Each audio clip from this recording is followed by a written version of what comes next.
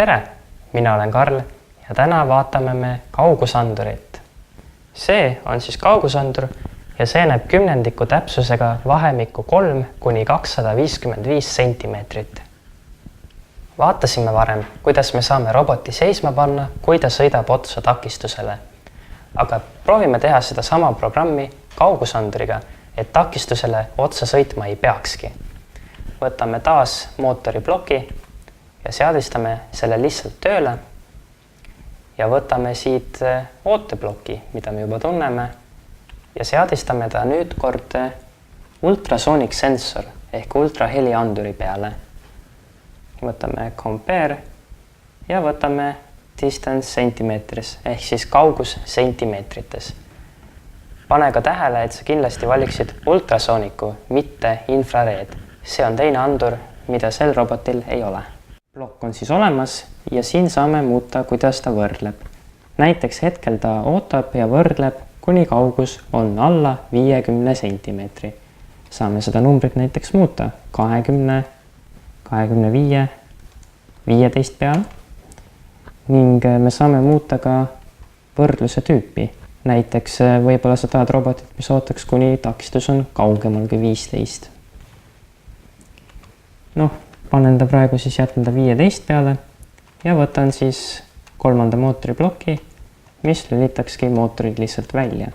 Ja vaatame, kuidas meie robot toimib.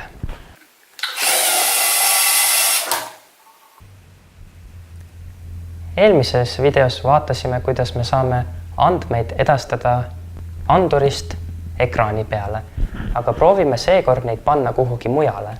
Võtame uue programmi, võtame taas kord loopi ja vaatame sensorite blokke. Leiame siit paremalt poolt meie ultrahelianduri ja paneme selle siia sisse. Ja nüüd proovime teha programmi, kus kaugus objektist on ka rataste liikumise kiirus. Võtame välja mootoriploki ja paneme selle lihtsalt on peale ja näeme, et me saame selle andme siit ultraheliandurist kaugusobjektist viia ja ühendada otse kiirusega. Ütlesin varem, et kaugusandur näeb kuni 255 sentimeetrini ja et mootoriplokk on kiirusega kuni 100. Kuidas saab see ühendus siin siis toimida? See, et kaugusandur annab suurema näidu kui 100, ei ole probleem, sest et mootoriplokk saab aru, et arv on liiga suur ning jääb ikkagi oma maksimumkiiruse 100 juurde. Seega selles ühenduses probleemi pole. Vaatamegi nüüd siis programmi.